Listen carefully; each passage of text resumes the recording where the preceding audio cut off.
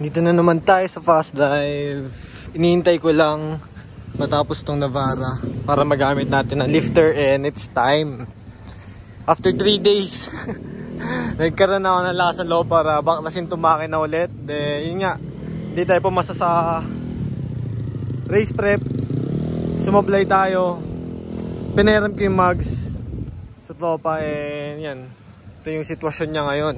Itong sitwasyon, dumi na niya guys. Grabe. Napabayaan ko. Pero tinamad kasi talaga ako after mong malalaman ba naman na may beruta yung oil pan mo, yung VTEC solenoid. Pero ganun talaga. Ito kasi yung makina niya. Actually hindi naman siya kumatok. Nag-change oil lang kami. Balak namin mag-change oil. Tapos pag-check namin ng VTEC solenoid, nagkakabiruan lang kami. Sabi ko, meron yan.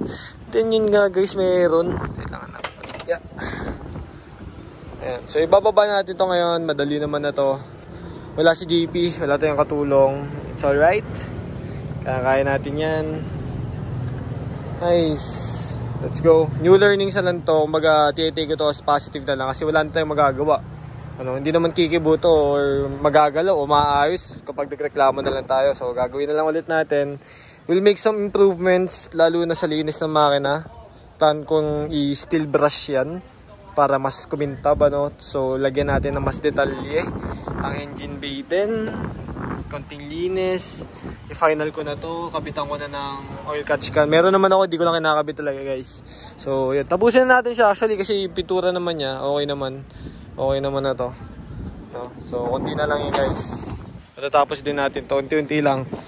Though, 1 step forward, 2 step back tayo ngayon. Pero, part of the process. Tanggap na natin yan sa pagkakotse. Ganun talaga. Normal na. Ganun talaga. So, yan. Pogi pa rin naman kahit sira, center exit.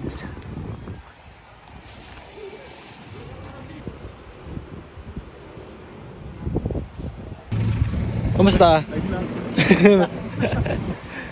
Saan galing? Taga dito ka lang ba? Santo Tomas. Okay. Sa shop namin. Saan shop? Diyan sa bayan namin sa Triple T. Okay. Dumating na bro. Sa wakas, ayan, sige. Kakabit ko na. Sige bro. Ano ba to? Pwede yan. Kakabitan natin yan.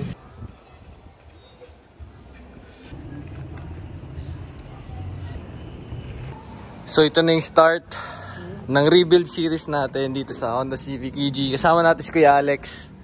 Dito yan sa fast drive sa Tanawan. So thankfully may lifter sila, kompleto gamit dito, kaya mas mapapabilis yung pagbaba ng makina. So in the meantime, the usual, explain ko na lang sa inyo kapag may mga amazing na mahahanap o matutuklasan dito sa kotse natin. And good luck na lang guys, kasi isa lang pupuntahan na ito. Gwapo pa rin siya kahit sira. So yan, time lapse muna. Let's go.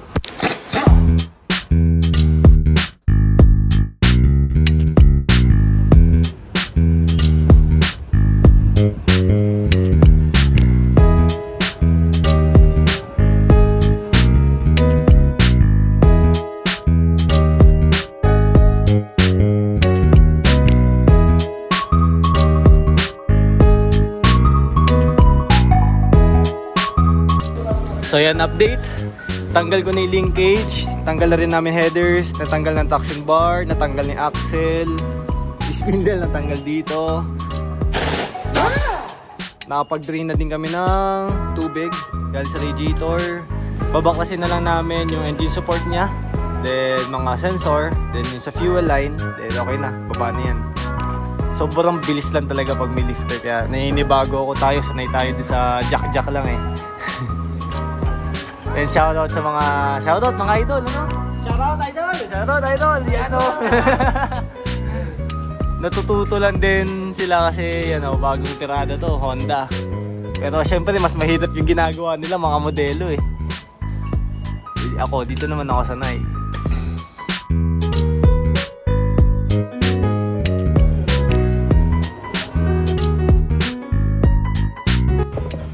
Ito, VTEC line to eh. Sakto, sarap linisin yan. Nice, nice.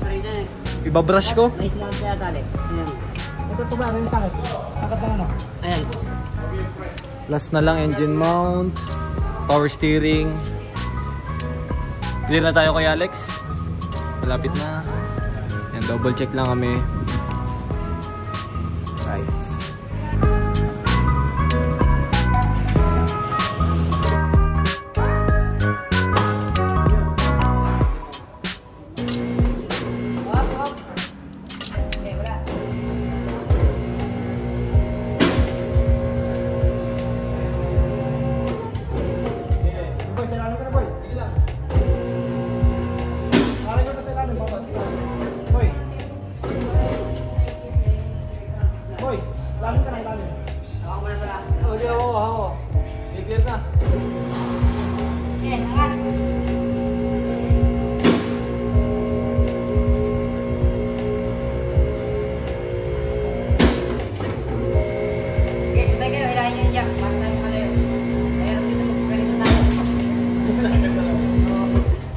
Tanggal na!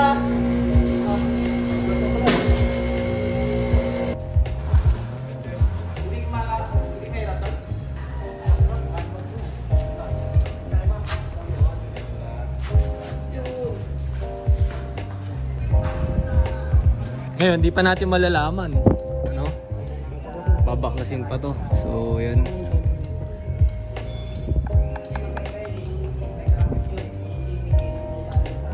Ayan na siya. Sakto, ibabrush rin natin to para mas malinis. Madami ring tagas kahit papaano. Kahit papaano daw eh. Madami talaga. Okay, rip. Sa engine na to. Ganun talaga. So itong SIR, naayos na rin natin. Pinalitan ko ng axle muna kasi yung bearing niya wasak.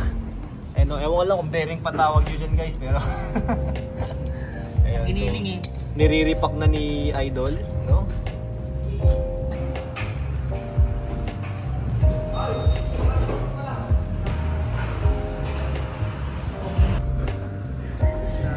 Si Yellow in the house. Tolo, di ko na ba nagamit? Bago yung ano mo? Oo.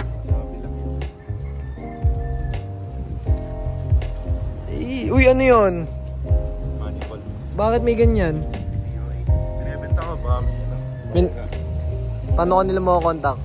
Ano lang sa ano, Facebook. Lawrence Lao. Ayan. Magkano? HM agad yan eh. Siyempre yung tanong eh. 1.5. Oh, 1.5 boss. Oh, damputin yun. Uy, teka lang. Wait lang. May napansin na ako. Parang ayabang na yun ito. Roll cage. Eh, kukulayan mo tol? Or ganyan na? Blue. Blue. Parang kusko. Bakit sa dilaw? Tama. Pati itong ano mo yung banner mo may bago eh, no? Kala mo ha? Angas. Ito si Lawrence, nagbablog yan, sinusuportahan ko lang din para syempre hindi tayo lonely sa pagka-content. Pinapanood ko din kasi yung content nyo to, sa totoo lang eh, lupit din eh. EG Diaries guys, yan. Wala ka naman sticker. Magpagawa ka na ng sticker mo.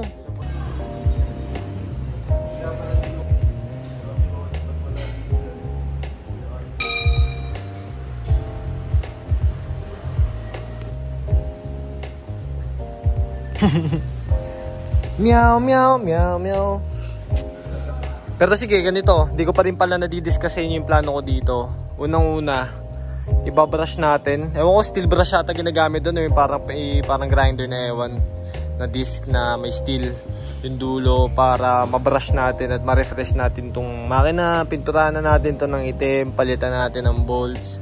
Ngayon sa black, hindi ko pa alam ang plano kasi kailangan natin itong buksan. So, ang nabuksan pa lang namin is yung dalawang bearing. So, yung 1 at yung 2. So, hindi pa namin nabubuksan yung 3 at 4 para makita namin kung saan nga nanggagaling lahat ng beruta o yung metal sheathings na nakita natin. Ngayon, yun nga, dapat mag-change lang tayo pero naging change all. Pero okay lang, may opportunity tayong palakasin. Papalitan ko na rin ng piston kasi yung piston na ito is P3F, low comp. So gagawin natin siyang PHK na mas maganda, high comp. Then tingnan natin kung kayanin. Palit na rin tayo ng cams. Tapos B16B na yung ilagay natin instead of B18C para mas lumakas. Halos sila naman yung plano. Pagandahin lang kasi parang gusto ko ang gusto ko dito all stock pa rin. Internal. So wala masyado. Kasi ito stock to. Pati komportable na ako sa power niya. Kumbaga wala na akong gustong habulin. Hindi naman sakto lang. Naibitin pa rin. Pero para kasi sa gamit ko, alam mo yun, doon ko binabase. Daily ako kaya di naman pwedeng walwal eh. Hindi katulad ng SIR. Yung SIR, halos all out na yan. Halos all out na yan. Ang kulang na lang yan, cams. Kasi naka-rod, naka-piston, naka-head stud, gasket, valve spring retainers, flat valves, lahat kompleto na yan pare. Cams na lang. B18C kasi nakalagay dyan ngayon eh. Sa'yo? Aftermarket. Turbo na. Soon. Ayun o. Yellow. Pogi ng dilaw. Parang gusto ko magbago ng kulay. Parang gusto ko gawing pula. Pula o silver. Ewan ko parang ihirapan ako sa itim eh. Ito naman, oh, ganda din, orange. Ito, babalik ko sa all steel. Diba? Bakit, tataka kayo, bakit mismatch? Papalitan ko na dapat ng 16s yan. Nakabitan ko na ng tatlong 16s yan. Ito na yung last. Speed lang. Bumito ko yung lock. Hindi ko pa natatanggal. Visit. Yun talaga. Kotse. Pogi.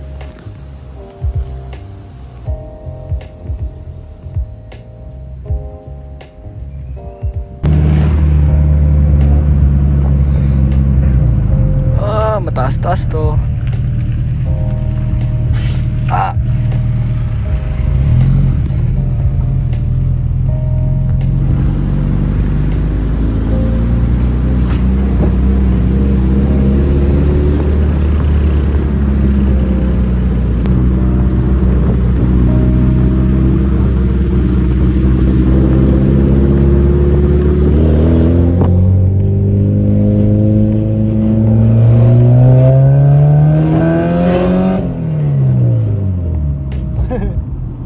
Sarap ng VTEC ng B20 talaga. The best. Ito muna in-enjoy ko. Pansamantalang wala yung ating pinakamamahal na project car, ano? Pinakamamahal na talaga kasi napakamahal na nangyayari.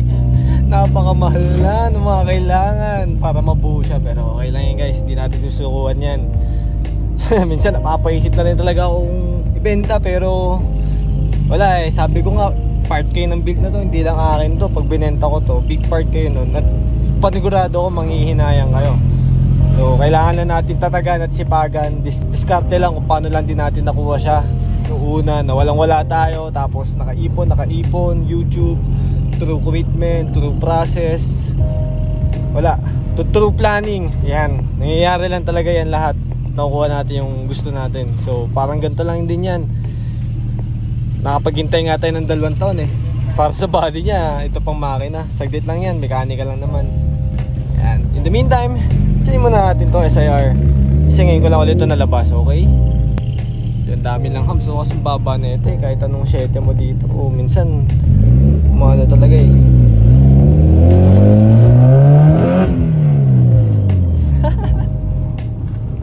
Putok ang VTEC. Yan, dito tayo sa favorite ng bayan, sa Liwasan. Tingnan natin kung kakayanin ni Yellow. Kasi medyo lowered eh. Oh shit.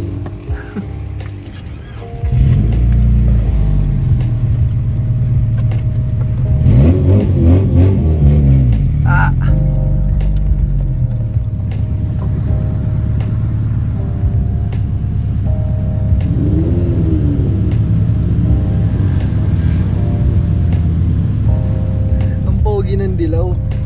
Angas.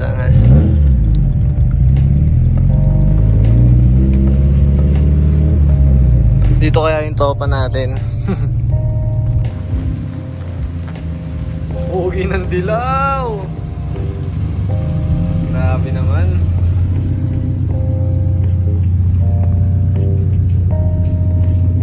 Gapo.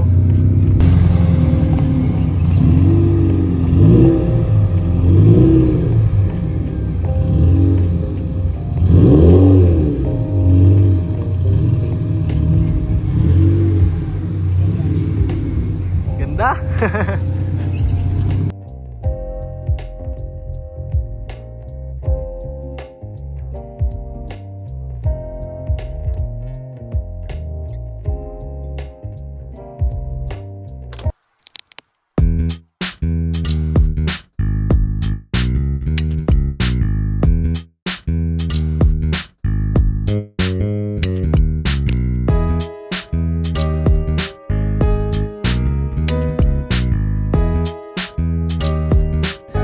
Okay, binunot muna namin transmission. Simulan natin tear down ng makina nito. Pero yung makina dadali natin Los Baños mamaya kay Kuya Deng sa linkage. Tapos ngayon, curious lang din ako. Gusto namin check yung clutch. Titignan ko lang kung okay pa. Para malaman na din natin. Yung race bearing natin din okay. Palitin na. Lipat na namin. Ito ay competition ata ito. Doon nagkakamali. Linisin natin talaga to. Sarap na ito. Satisfying.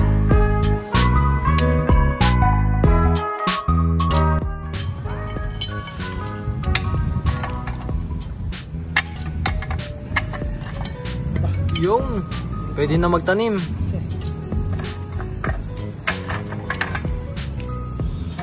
Ay, wala na.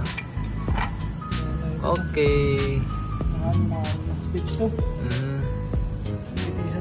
Competition. Wala na yan. Makati yan eh. Hinawakan ko pa. Makati yan. Buti nakakapagpalit naman na kahit ito lang. Diba? Kahit yan lang. Wala na yan. May kita naman natin. Pakita natin sa kanila. Competition. Ilan ba to? 6-pack. Malalim na rin. Kaya nga eh.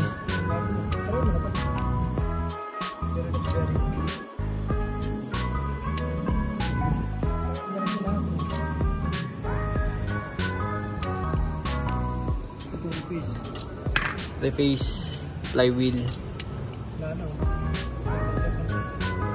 Medyo nga. Meron. Konti lang. Pero reface pa din.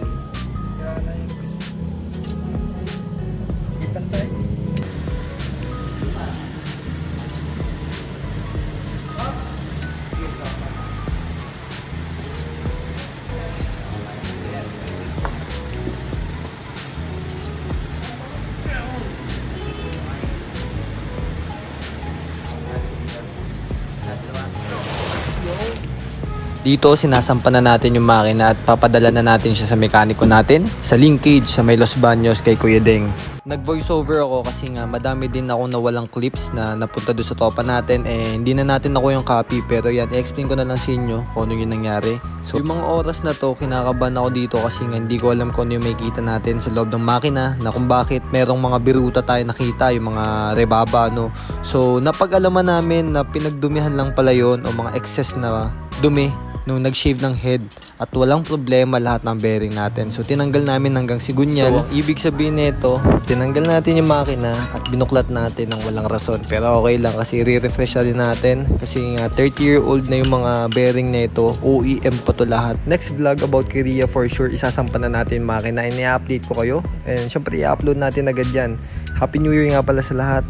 All is out. Let's go to the next video.